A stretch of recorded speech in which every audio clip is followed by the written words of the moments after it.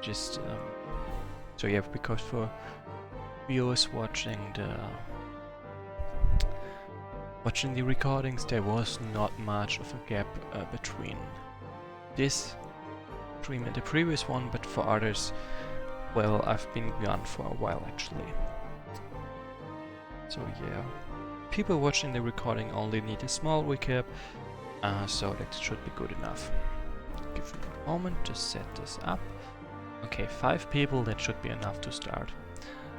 And first of all, the prisoner in Destiny, Anya, Dovan and Aegir managed to attack the citadel, the Calvary stronghold.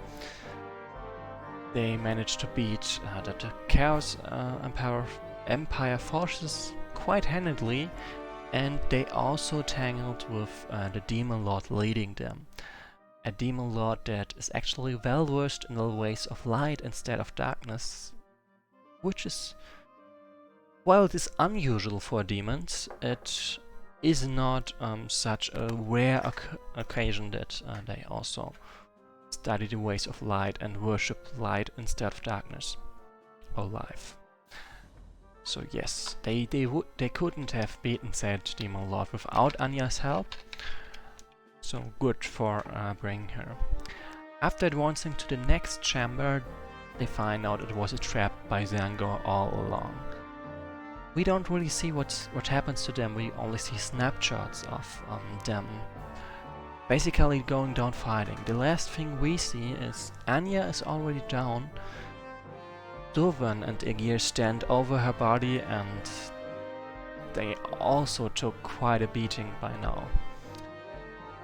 And there are still plenty of enemies, the very same creatures that killed what was his name? Anyway, the Demon Lord and the Dryad that raised Anya back then, when she was a child. And this scenario ends, and now we continue on with Breakdown. And things are looking pretty damn grim for everyone right now. Scenario 8C of episode 3. Breakdown. Oh shit. The darkness. The silence. And then the pain. A pain so strong.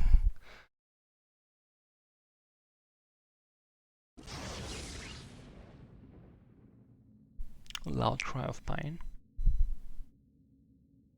The pain was excruciating. It was absolutely unlike any other pain I'd ever felt. This pain was not just emotional. My very soul was coming apart at the seams. I closed my eyes and tried to wake up from what I wished were just a horrible nightmare. To know where darkness used to be, there was a powerful, ear-piercing glare. The pain would not go away, no matter what I did. Instead, it was seeping through my veins and growing greater with every passing instant. With my mind clouded by the horror, I could only think of one possible form of relief. Destruction. I felt compelled to give in to those dark urges. Perhaps if I released enough energy from my body, the pain would entirely vanish, or the dream world that had me captive would crumble away, and I would be released back to reality. My chest continued to burn with that energy. For a moment, I considered jumping into the nearby abyss in an attempt to wake up, but that moment was cut short by a familiar presence.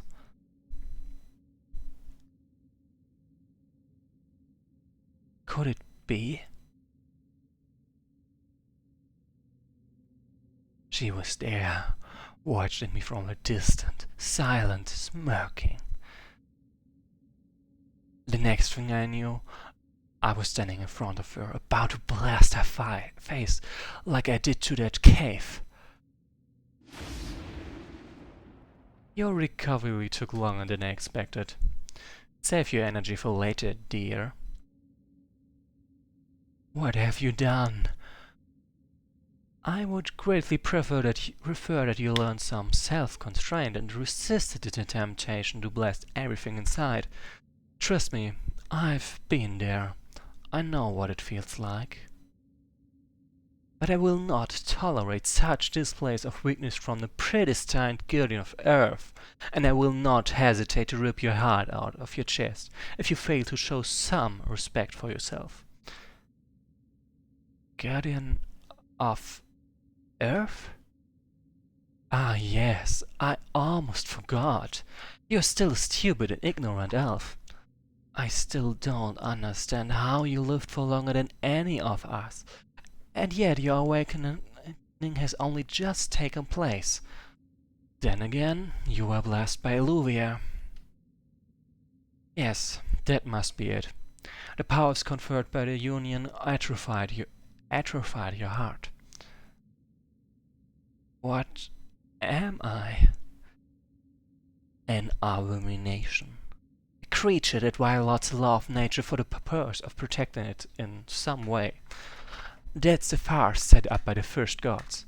Your energy heart draws from an unlimited power source and provides you with vast potential, according to the aspect of earlier seed itself assigned to you. Some degree of control over Earth, absolute command of the arcane flame, and all the creatures whose life force is based on it, and immortality at an inconvenient cost. Didn't you ever wonder why no other elves had the unprecedented affinity with the fairy realm? Why your abnormally long life has been an endless strife? Why you could never conceive children? Why every single person you ever loved, died? That necromancer, the necromancer I vanquished. Hagen told me about that. Just another conceited sorcerer with his mouth full of air in the end. People tend to overestimate the dying words of those skilled in the forbidden arts, mostly out of fear. No, my dear, you were always cursed before even meeting that insignificant necromancer.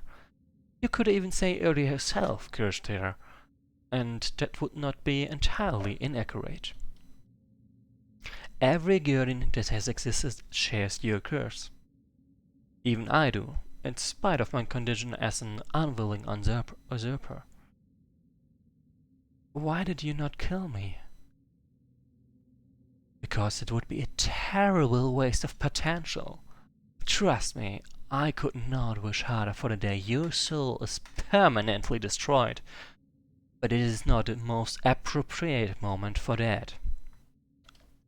Ah yes, I forgot to mention that clause.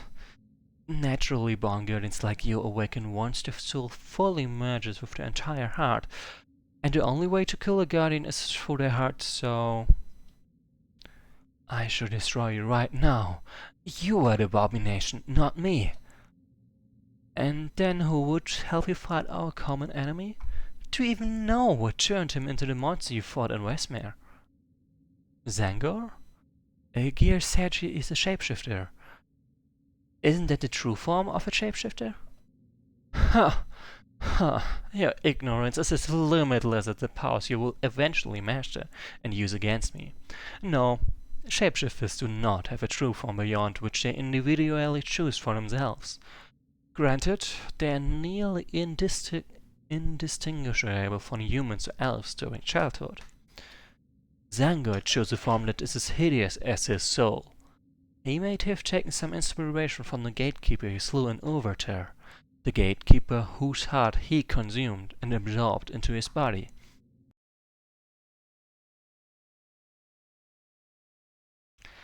True shapeshifters were never meant to become guardians. Every creature was created in such way they could be eliminated should they represent a peril to the balance of nature. But the oldest shapeshifters defied that rule, as you undoubtedly realized after dealing with Zangor. Combined with the heart of a guardian, They may also defy the soul clause by turning the entirety of their nigh indestructible bodies into their hearts. We should be thankful that the girl you took under your wing does not have the same grandiose aspirations as our delightful demon lord. Anya, what is she?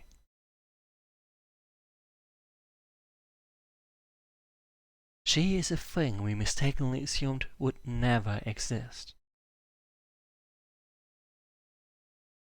She is a true guardian of darkness of the second cycle. Ooh.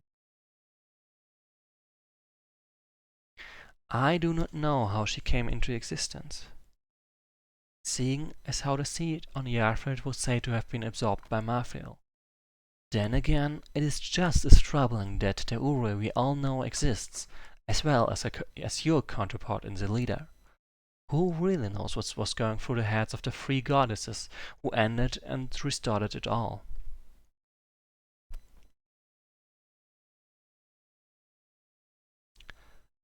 There's another guardian of Earth like me? I would hardly call her as such. Her pact with Ure requires her to sit idle in her stupid fairyland, being generally useless.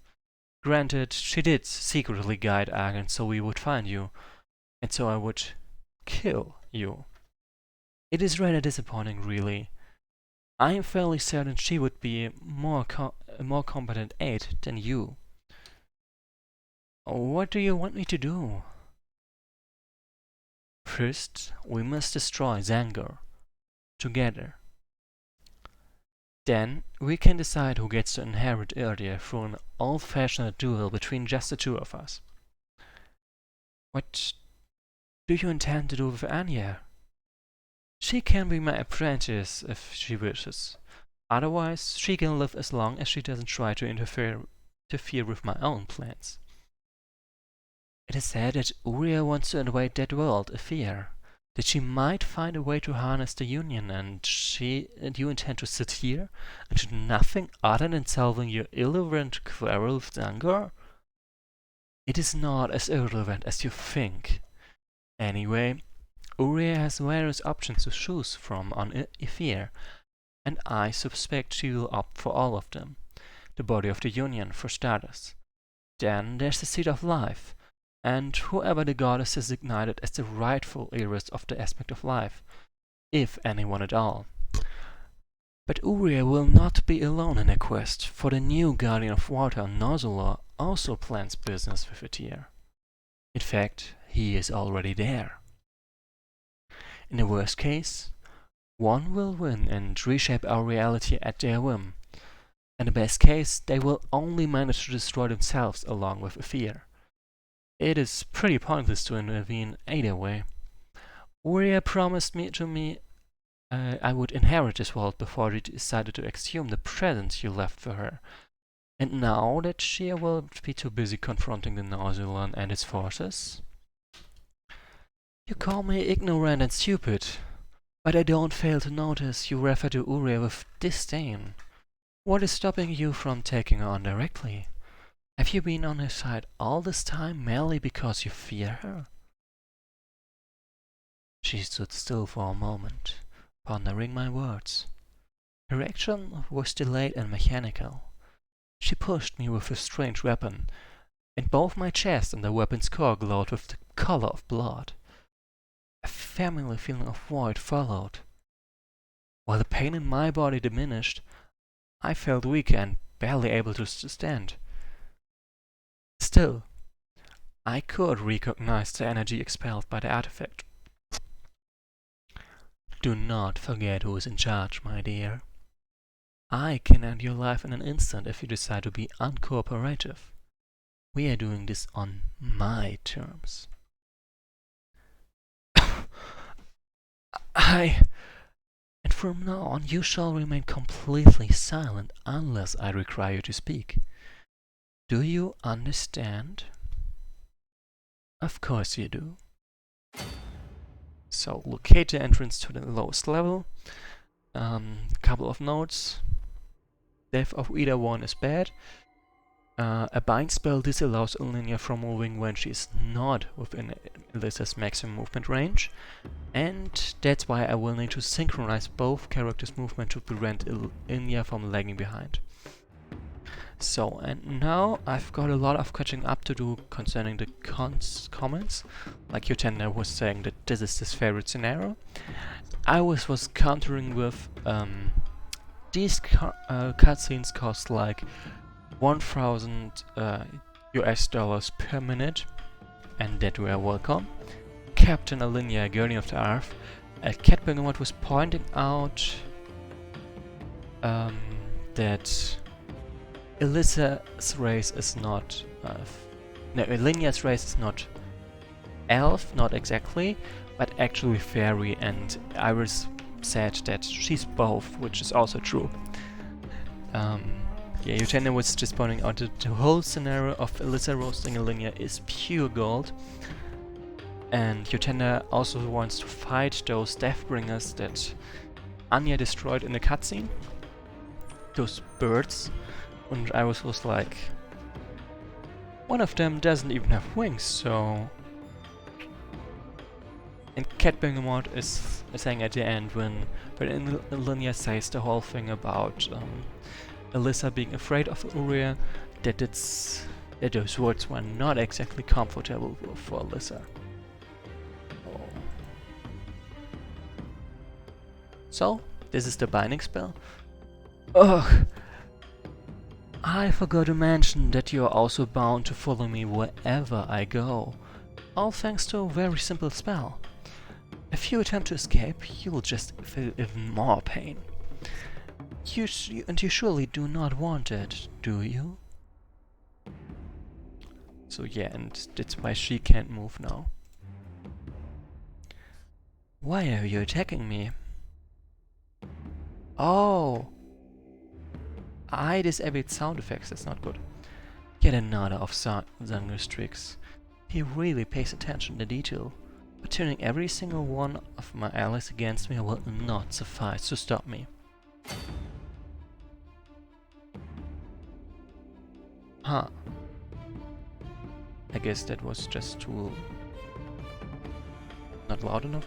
And why she's even confused, Alyssa is technical Echexel, and Echexels can recognize each other by some sophisticated piece of something, some technology, and basically Alyssa is not being recognized by the things. Is being recognized by the other Echexel because Zangor excluded her from this friendly stuff. The Union was not enough to destroy that demon. I thought I commanded you to remain silent. If you truly wanted to kill me, you would have done so already. You want my help against Zangor, but there's nothing I can offer you. I can offer that you do not already have. You even have the Ruby of Fire. A weapon, a catalyst of destruction, is much safer to use for our kind than our own inner power. I intend to tear Zangor apart with it, but the fact that he is a creature of both light and darkness puts me at a disadvantage. To counteract his power, I need the assistance of someone well versed in the path of light, and he knows that. Hence, he secured the support of Demon Lord Hamariel and his subordinates and brought him with him, this Demon Lord of Light. And the Lady of Light, and as the Lady of Light you used to be, you understand the powers of light better than I do, and you control an aspect that is affiliated with it.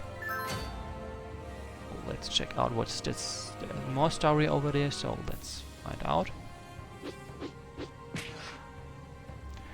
Agia said I would find a power beneath Calabri that would allow us to turn the tide of war in our favor and purge Uri's influence from earlier.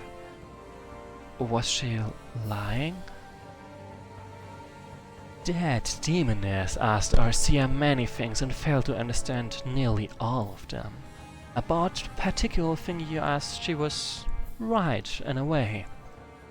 The power to end this was always within you, dear. Who knows how many things would have turned out if who knows how things would have turned out if you had healed Agen instead of killing him. The Lady of Light and the Master of Darkness, wielding the Union and the aspect of darkness against Uriel. But since you did not follow that road, you might as well say, I am the power you sought. You sound decidedly bitter whenever you mention Agen. What is... None of your business. Keep your mouth shut. So...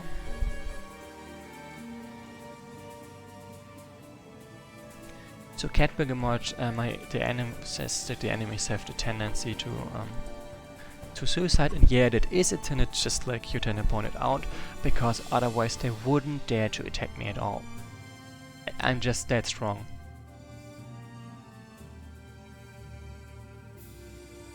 So, a lot of stuff. I'm gonna drink something first, because otherwise I can't read it all.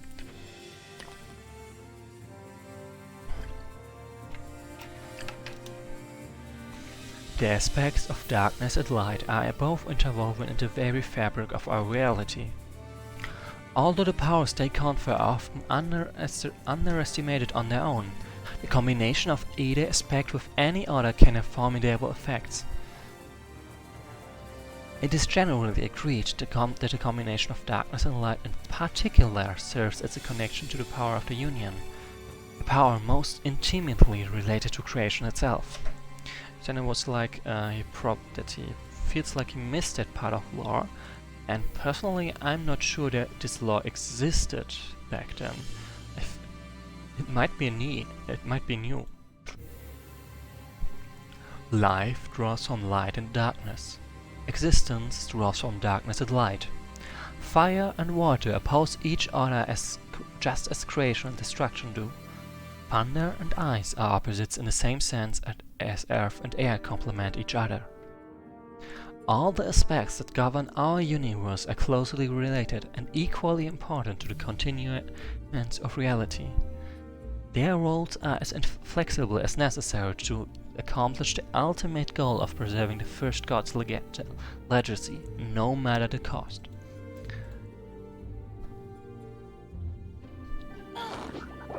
So yeah, the only reason this guy goes for melee instead of ranged is so they can poison Ilinia. While Alyssa is not poisonable, and so they just go for the suicide instead. Fire forges knowledge. Light wards knowledge. Darkness craves knowledge. Water brooks knowledge. So why does this guy have no XP even though he attacked Ilinia 3 times? So, counts as a level 0 unit, as level 0 for XP calculation purposes during combat.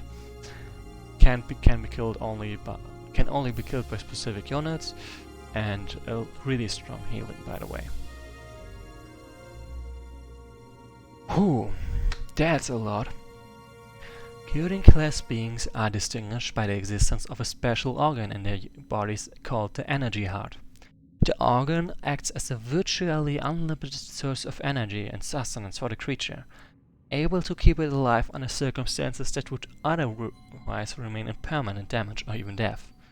In fact, the host body can suffer any kind of injuries and will be gradually healed by the energy heart. The healing rate depending on the severity of the damage as well as the host's contamination level. The organ goes through its own growth and maturation process independent from the host's body. Northern studies conducted on a seed of fire during the second cycle have shown that it is possible to artificially grow the organ in the bodies of non-guardians, albeit with disastrous effects. An alternative approach was used to build the first prototype of an artificial guardian, keeping the energy heart in a separate insulated container with a direct pathway to the host's nervous system and an electronic control unit. The research subjects were all deceased Nozulans, and none of them managed to establish a stable connection with the energy heart.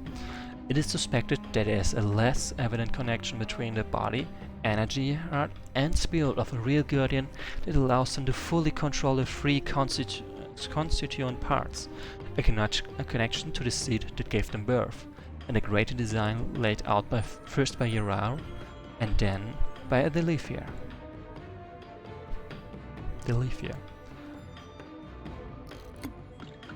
Potion of dreadful taste. Yuck.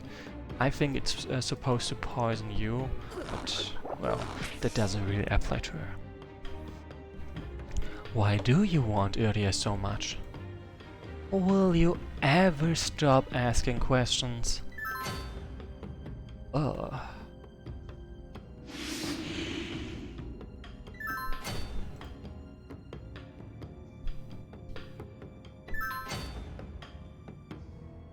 So, it's finally time to make some progress. And try to find the place we are supposed to look for. Whoops. Okay, there are a lot of shack stalls. This is annoying, honestly. Like, stop trying to poison me. Doesn't really work anymore. See, if there's no way to poison her because she is already poisoned, they do not bother with trying to go for melee. They directly go for ranged attacks. Your tenure is like, Alyssa should just mute Alinea if she's so annoyed. Fair point. I honestly don't know why she isn't doing that.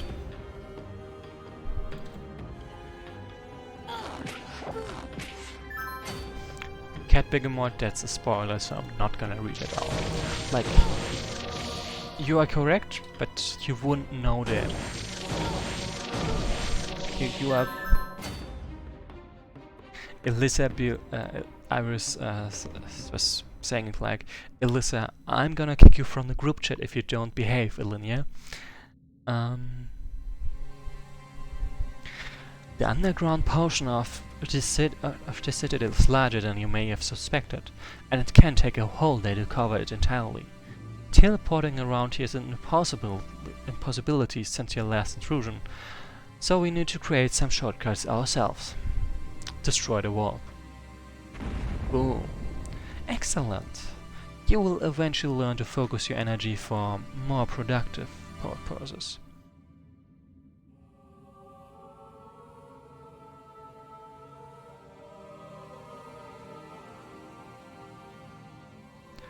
That is a vain hope, of course. You really do not believe the elf will ever attain a greater degree of control over her spect. She's just too incompetent for a burden. You can only wonder why Evans conspired to make her the heiress of Urdia instead of someone more mentally and emotionally fit. Okay, so... Iris was trying to pointing out that Alyssa can't win because even if she moves Alinea, she can still feel the thoughts because her control over a spect of darkness. The only permanent solution to the noise problem is murder.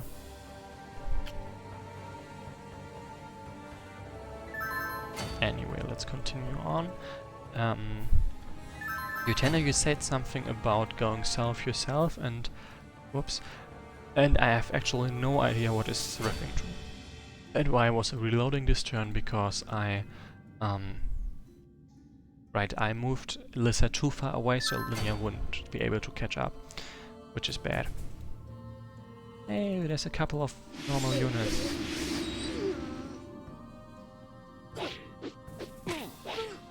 We're totally gonna kick her butt.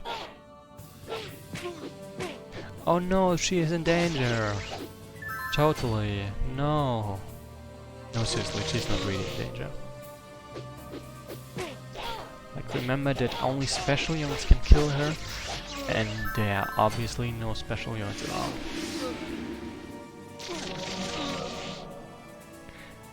Yeah, Eugenia, you may say that you think you did go south, but that doesn't mean that I have any idea of what you're trying to say. Like, south where? What? How? I don't know. Like, as you can see right now we only have the way to go to the north and nothing else. Actually, can I move over? Nope, I can't float over there, so that's not an option. And then I really don't know what you mean. Okay, let's just save and try. Maybe we can actually trigger some kind of dialogue I totally overlooked by going off directly. Okay, one more turn ahead. Oh, okay, whoops, first of all, I kind of forgot it there. Second of all, let's see. Maybe it triggers some kind of stuff. Nice. But I'm doubtful. Nope. Nothing happens. So if you ever did it, if it was ever possible to go down there, then it's really a long time ago. Whoops, this is a bit too sensitive. Damn. Die.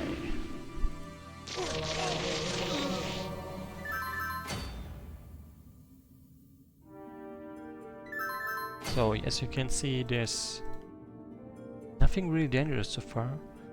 And that crack was not there before. But it matters little. We can continue descending by our own means. There's another corridor right below this area, if I'm not mistaken. Ooh.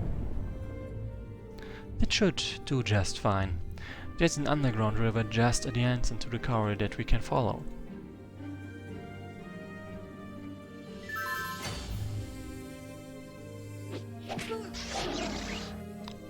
Okay, so good, they have this basically still mastering their powers, and they've got a lot of options.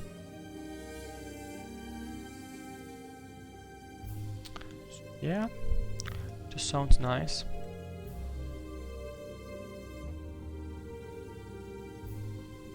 Splash damage, I like it, but let's get the terror ability first.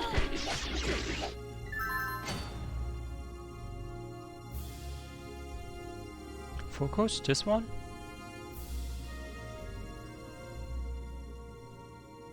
Oh, I do not know. Oh, right, the Cat Beggar mod, and there is no number there because Elissa, it's not her first day as a Guardian of Darkness. So she also already mastered her forces a lot, and by the way, bye Iris, see you next time, see you another time. She mastered her force abilities to an untold extent, so we don't know what would be the next number.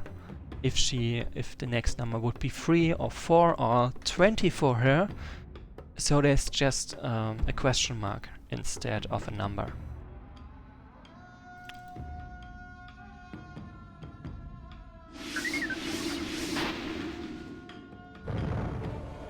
Yeah, Iris, the question was, why is there a question mark?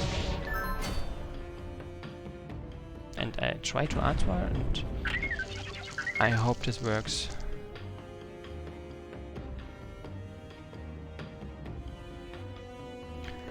Yeah, Cat Beggar mod, we could have added this plus 1 for her, but really, what's the point? Question mark plus 1 is... yeah. It doesn't, let's be honest, it doesn't sound really that great. Like Linear, on the other hand, has numbered advancements here, you can see, because we followed her scansion to more strength way better.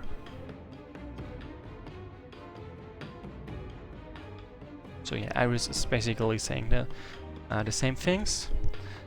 And also added that she couldn't be bothered with writing the Roman number for like 68, for example, or some really high number, which is honestly understandable. Anyway, this passage leads to another corridor where we will surely find more opposition. It might be a good idea to summon some help to clear the path ahead. Elissa can now summon Fire Guardians. Fire Guardians can be summoned by right-clicking on Awakened Hex and advancing to Elissa, and you may only have 6 Fire Guardians on the map at any given time. So I'm just gonna do that for fun here. A Fire Guardian. Those are level 3 units that are actually really strong. Obviously they don't do really well in water, so limited helpfulness, but whatever.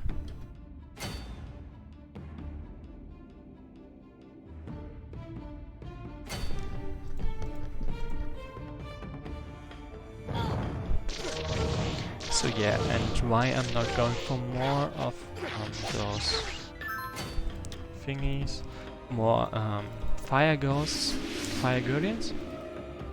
Let me see, fire guardians, because they would basically steal XP away from my other units, and I don't want that. I want to keep the XP to myself.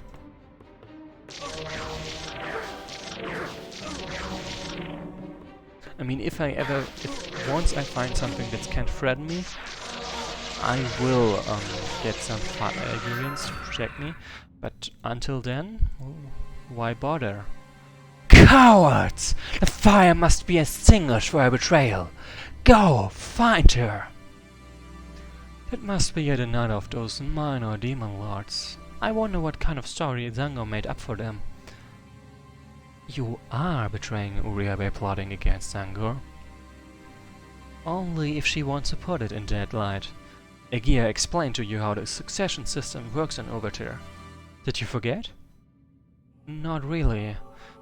But I would appreciate if you stopped reading my thoughts and memories at every opportunity. So, vanquish the Demon Lord. Whatever. Fine. We can do that.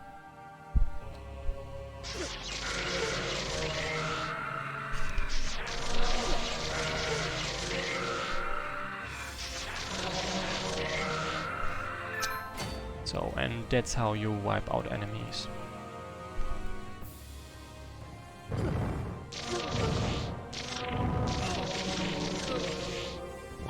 Catbergamot was just climbing out. Catbergamot, insofar I know, at this point we have not been told how the succession system works. We only know that Ilinia has been told by Aegir at some point, but we personally do not know any details. Also, yeah, the Demon Lord is an imp, an Armageddon imp to be precise, which you consider funny, and I don't know really why. Like, it's also not the first time that an Armageddon imp is a Demon Lord. Okay.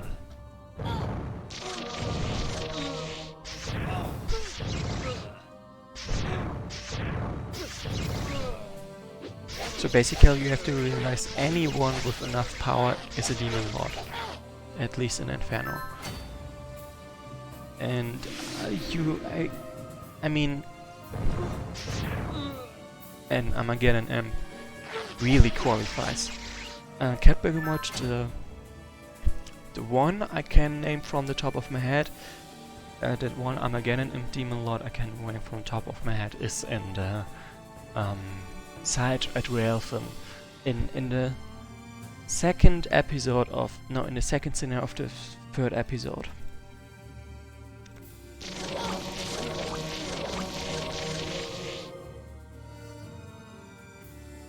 And Catwoman was like, imps I'm at Pharaoh and here they are lords. I mean, consider that the Armageddon imp is level 4, while demon warriors can only go up to level 3. So that kinda, what's it called, compensates for them being weaker. Defeated by a fairy and a human! How can this be? I am not human. I haven't done this in a while. The demon's unsettling grin is any indication. Destroying things is as stimulating for her as it is for me. I suppose that is the curse of my kind. What were the first god's intentions when entrusting their precious creations to such flawed stewards?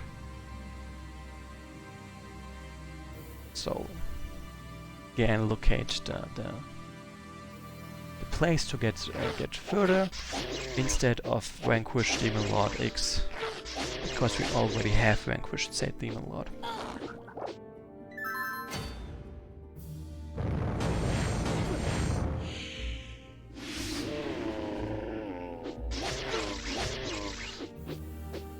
Die. No, seriously, die.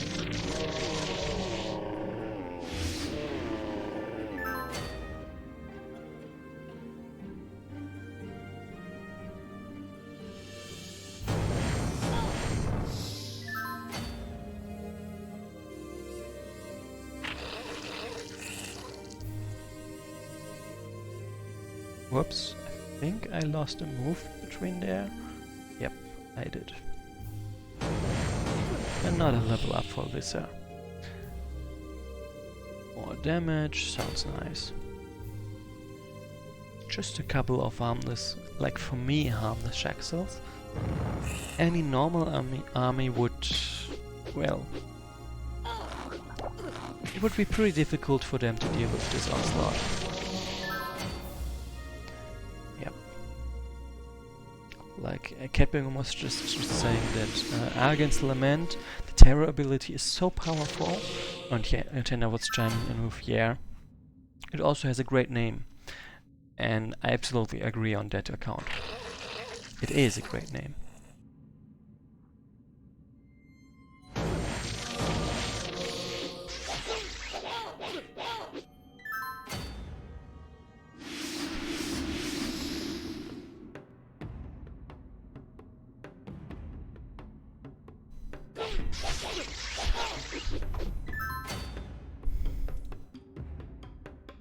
Catburn was pointing out this level 2 Shaxels are not much of a threat anyway. Level 2 and 3 units would be more annoying for regular creatures. You're not wrong, but level 1 units are also very much able to cut into you piece by piece. So more lore. The orbs of light and darkness do not just allow those blessed by Illuvia to summon the Union itself. Given every aspect's individual affiliation with either path, it may be possible to use the orbs as instrument to tap into the power of other aspects. As the first arbiter of the Union herself, Illuvia made use of this mechanism to aid Uria and Exile in destroying every other corrupted Guardian before banishing Yira from our universe. Interesting? But let's just leave this place. Okay, so there's nothing down there apparently. This is our way out. I remember that I kinda overlooked this place the last time I played this.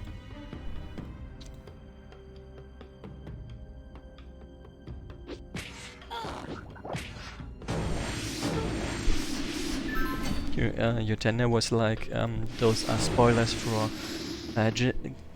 Genesis episode 3, which is sort of an unofficial prequel for this. But it's only spoilers if it gets ever written at all.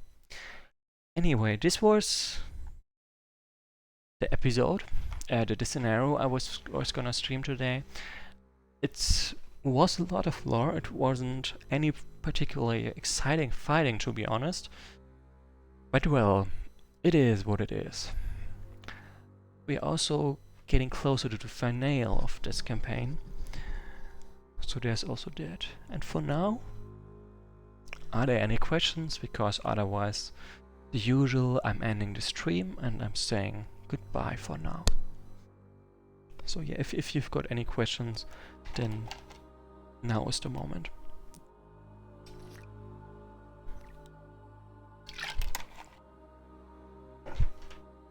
No?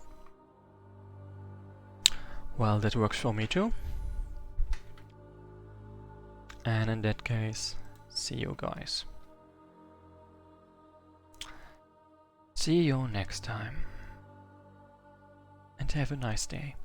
Or evening, morning, anything even.